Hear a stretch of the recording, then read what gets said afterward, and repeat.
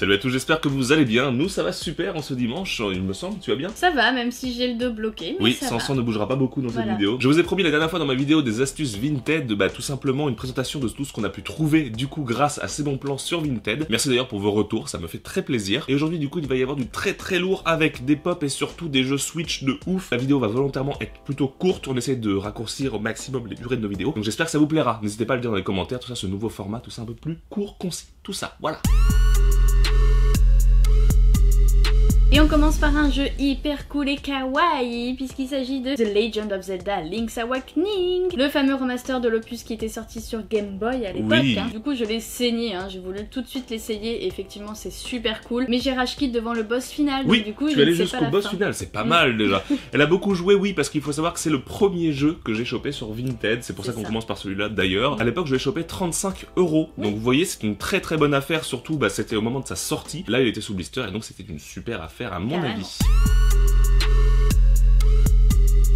On continue pareil avec un classique aujourd'hui, un des must-have de la Switch, il s'agit de Mario Tennis Aces. Le Mario Tennis c'est toujours un événement finalement quand ça sort sur une console, et là la version Switch il nous la fallait, on voulait pas l'acheter très cher parce que c'est pas notre jeu phare on va dire, c'est un peu un Wii Sport mais version plus cool. Je trouve que les Mario Tennis en plus sont super bien équilibrés, super agréables à jouer, vraiment même technique parfois, donc c'est très cool. Je l'ai chopé pour 25 €, donc là pas sous blister mais 25 € quoi. C'est hyper ouais, c'est un très bon prix pour un jeu de cette trempe bien sûr, parce que 25 € ça peut être cher pour certains jeux. On coupe un peu les jeux vidéo avec une pop Batman métallique rouge, elle est magnifique. Tellement belle. Elle est super belle. Et en plus le prix aussi était vraiment très ouais, cool. 24 €, frais de port compris, et je vous ai pas précisé d'ailleurs que tous les prix que je vous donne c'est frais de port compris. Tout à l'heure le Zelda Link's Awakening c'était 35 €, frais de port compris, donc franchement c'est pour ça que ce sont des très bons prix. Là cette pop est juste magnifique avec Carrément. le magnifique Primark Funko exclusif. Exactement. Parce que c'est une exclusive bien sûr. C'est des pop du coup qui sont pas forcément faciles à trouver en magasin, je parle de magasins genre Pop in a Box, Pop Culture, tout ça. Et sur Vinted en fait vous les avez parce que les gens vont dans les magasins, donc c'est trop cool. Il y en a pas de Primark chez nous. Bah non. Et je réenchaîne sur de la Switch avec Octopath Traveler, qui est un jeu que je voulais absolument. C'était un de mes jeux wishlist que je voulais depuis le début de la Switch, parce que ça a été très longtemps une exclu Switch, qui est ensuite sorti sur PC il n'y a pas si longtemps que ça. C'est un JRPG juste trop cool, au tour par tour, qui est surtout connu pour son esthétique. En fait, il s'agit de sprites de personnages qui ressemblent un peu à la SNES, dans des décors dessinés, avec des effets spéciaux HD, donc des explosions HD, tout ça. Malheureusement, c'est un jeu solo. C'est dommage parce qu'il y a quand même 8 personnages différents. Ça aurait été cool de pouvoir le faire un peu à la Baldur's Gate, tu vois. Ouais, c'est vrai. Mais c'est pas grave. Un must-have, l'Octopath Traveler, que j'ai payé 30 €, frais de port compris.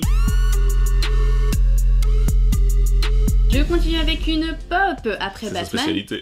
Oui, c'est ça. Le Joker en version chrome qui est juste magnifique aussi, parce qu'en plus c'est le Joker de Batman Asylum, c'est oui, ça? c'est ça, Arkham Asylum. C'est Mark Hamill qui le double je crois aussi dans le jeu vidéo. Cette nouvelle version du Joker chrome existe dans plusieurs couleurs. On aime bien le chrome classique, le chrome basique, et c'est pour ça que je t'ai pris celle-ci. Surtout que j'ai eu à très bon prix, 17 €, frais de port compris. C'est encore moins cher que de l'acheter sur Pop Culture. Très content également. Le petit autocollant exclusif français, ça fait plaisir. Bah ouais, elle est juste trop belle. Et son sourire sort bien en chrome, j'aime bien.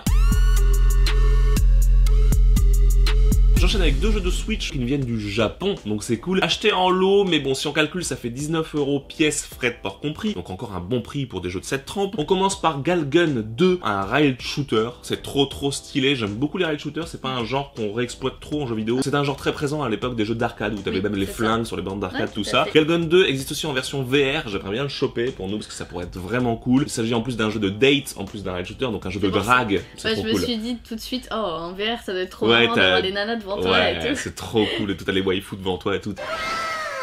Et le deuxième jeu de ce lot, c'est aussi un jeu japonais, Atelier Lily et Suel, The Alchemist and the Mysterious Paintings, un JRPG aussi, avec des combats au tour par tour, dans un délire un peu kawaii, belle époque. C'est vraiment très beau. Jeu mythique de chez Gust, vous savez, les éditeurs japonais qui font plein de ateliers machin. Ils ont un nombre de ateliers inconsidérable. C'est d'ailleurs, je crois, le seul qui est sur Switch. Celui-là, deux petits titres japonais, 19 € pièce, c'est plutôt cool.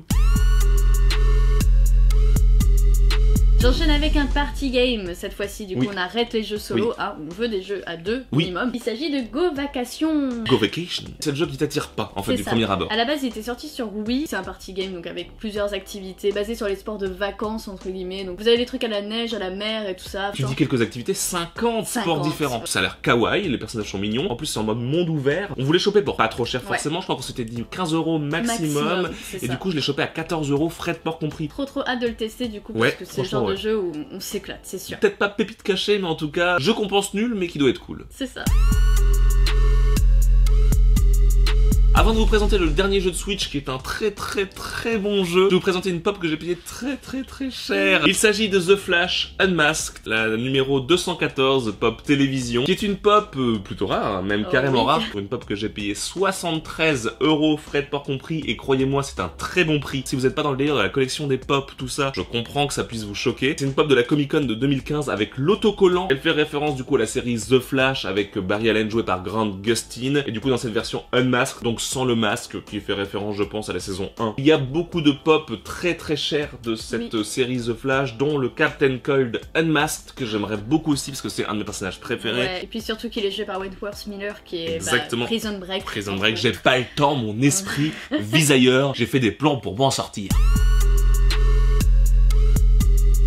Et le dernier jeu, c'est un titre important de l'histoire du jeu vidéo. Oh oui, du jeu indé même je dirais. Oui, The Binding of Isaac, Afterbirth. Gros big up à Nono, forcément, à Nono de la chaîne Twitch AS Family que vous retrouvez dans la description. C'est un classique des jeux indés avec une OST juste magnifique de Danny Baranowski, qui est le mec derrière aussi l'OST de Super Meat Boy, de Crypt of the Necrodancer du coup forcément, et puis de Cadence of Hyrule. Et du coup cette version elle est assez particulière parce qu'il faut savoir que Binding of Isaac, il est sorti il y a très longtemps. En fait finalement c'est un vieux jeu indé. C'est un dungeon crawler en mode procédural, du coup on incarne différents personnages, des personnages qui ont des habilités différentes, et puis du coup faut survivre le plus longtemps possible. Ils avaient fait une version qui s'appelait Binding of Isaac Rebirth, qui était carrément un remake du jeu avec un nouveau moteur graphique, tout ça. Et puis après, une version Afterbirth qu'on a sur Switch là, qui rajoute un personnage jouable, des objets, des boss, pas mal de succès aussi. Et donc ce Binding of Isaac, on l'a eu en plus à 19 €. Oui, 19 € frais de port compris, c'est vraiment rien, c'est vraiment une très bonne affaire. Bon prix. Trop hâte de le faire parce que moi en plus, faut savoir que je n'ai jamais touché à Binding of Isaac. Donc là, je le rentrer sur Switch, du coup, ça va être l'occasion pour moi de le tester. Même si on a plein de jeux à faire, hein. En ce moment, on est en train de chasser le Shiny, en plus, on n'arrive pas à l'avoir. Oh bah non, ça commence à m'énerver. Si quelqu'un a un farfuré Shiny à m'envoyer, faites-le, parce que j'en ai ras le cul. Ça fait quoi, plus de 5000 essais que je fais. Là, je suis en train de faire la Masuda plus la chasse. J'en peux plus. Un pouce pour Saran pour le soutenir. Ah non, mais par un pouce, envoyez-moi un Shiny. En tout cas, j'espère que cette vidéo version courte, si on a réussi à bien au montage condenser tout ça, vous a plu. On vous expliquera du coup dans une vidéo à la fin de l'année, justement un peu mise au point de tous les changements qu'il va y avoir. Du coup, on essaye des trucs, on a eu des retours, on a essayé de discuter avec tous les membres de la S-Family justement. C'est juste un déballage de ce qu'on a acheté, donc faut pas non plus vouloir trop être exhaustif sur les jeux, ça sert à rien. Surtout sur les jeux que vous connaissez, comme Mario Tennis, Link's Awakening, ça c'est des jeux que vous avez beaucoup vus, du coup en vidéo sur d'autres chaînes, donc ça sert à rien forcément de dire c'est un jeu de tennis qui se joue à la 3e personne, avec les compagnons de Mario, Yoshi, plus Waluigi, Wario, vous avez aussi Peach. En tout cas sur ce, portez-vous bien et on se dit à très bientôt pour une prochaine vidéo qui sera forcément très cool, je suppose. Le calendrier de l'avant continue, continuez à le regarder, à le commenter, ça fait plaisir. Oui, ciao.